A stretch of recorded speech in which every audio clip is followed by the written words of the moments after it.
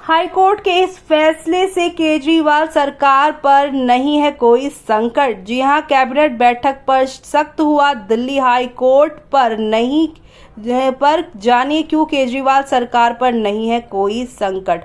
Old Rajendra Nagar के Rao IAS study circle के basement में बरसाती पानी घुसने से बड़ा हादसा हो गया था।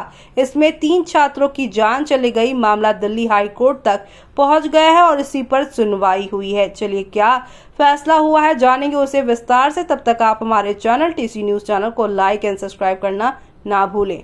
देश की राजधानी दिल्ली के ओल्ड राजेंद्र नगर इलाके में स्थित राव आईएएस स्टडी सर्किल के बेसमेंट में बरसाती पानी घुसने से बड़ा हादसा हो गया था। यूपीएससी सिविल सर्विसेज की तैयारी करने वाले 3 छात्रों की जान चली गई है। अब ये मामला दिल्ली हाई कोर्ट तक पहुंच गया है। शुक्रवार को हाई कोर्ट में इस मामले पर सुनवाई हुई है। इस दौरान कोर्ट ने ताबड़तोड़ कई सवाल दागे हैं। साथ ही पूछा है कि दिल्ली सरकार कैबिनेट की आखिरी बैठक कब हुई थी और अगली मीटिंग कब होने वाली है। हाई कोर्ट के सख्त रुख के बाद उठने लगे हैं कई दिल्ली की केजरीवाल सरकार पर किसी तरह का कोई संकट नहीं। जी हां, आपको बता दें हाई कोर्ट ने सुनवाई के दौरान दिल्ली सरकार से पूछा है कि पिछली कैबिनेट की बैठक कब हुई थी और कैबिनेट की अगली बैठक कब है। कोर्ट ने आगे कहा है कि पिछले 6 महीने से दिल्ली कैबिनेट की कोई बैठक नहीं हुई है।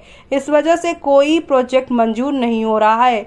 कोर्ट ने आगे कहा अगली कैबिनेट बैठक के बारे में जल्द से जल्द जानकारी देने को कहा है। कोर्ट के इस निर्देश के बाद केजरीवाल सरकार के भविष्य को लेकर सवाल उठने लगे हैं। दरअसल कैबिनेट मीटिंग को लेकर संविधान में कोई उल्लेख नहीं है। संविधान में विधानसभा के सत्र को लेकर खास प्रावधान किए गए हैं। इसमें कहा गया है कि विधानसभा के 2 सत्रों के बीच 6 महीने से ज्यादा का गैप नहीं होना चाहिए। मतलब ये है कि विधानसभा सत्र के अंतिम दिन और अगले सत्र के पहले दिन के बीच 6 महीने से ज्यादा का अंतराल नहीं होना चाहिए। कैबिनेट मीटिंग को लेकर ऐसा कोई संवैधानिक प्रावधान नहीं है। ऐसे में कैबिनेट बैठक के होने या ना होने से सरकार की सेहत पर कोई फर्क नहीं पड़ने वाला है। दिल्ली हाई कोर्ट ने कहा है कि आज दिल्ली की आबादी 3.3 करोड़ है और लगातार बढ़ रही है। क्योंकि यहाँ पर सब्सिडी कोर्ट ने आगे कहा है कि ये बड़े नीतिगत फैसले हैं, लेकिन हम किसी के प्रति असम्मान नहीं व्यक्त करना चाहते हैं। कोर्ट ने आगे कहा है कि हमें नहीं लगता है कि इसको साइंटिफिक तरीके से हैंडल किया जा रहा है। कोर्ट ने कहा है कि पूरी दिल्ली के बुनियादी ढांचे यानी भौतिक और प्रशासनिक पर दोबारा गौर करने की जरूरत है।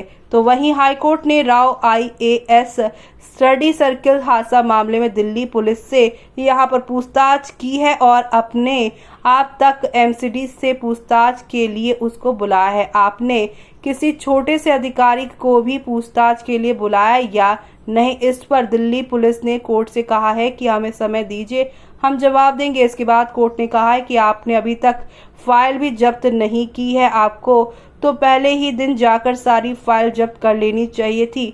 यह लापरवाही है और अपराध भी। इस पर दिल्ली पुलिस ने कहा है कि हम सभी विभागों को कवर कर रहे हैं। हमने लिखित में पक्ष ले लिया है ताकि हम उनको कन्फ्रंट कर सकें। हमने सभी अथॉरिटीज को लिखा है, हम सबूत जुटाने की प्रक्रिया में हैं। हम लगातार छात्रों के संपर्क में हैं। इसके लिए एक एजेंसी को भी लगवाया गया है। तो वहीं दूसरी तरफ अब इस मामले को काफी गंभीर तरीके से लिया जा रहा है। आपका क्या कहना है हमें कमेंट बॉक्स में कमेंट करके बताना बिल्कुल भी ना भूलें।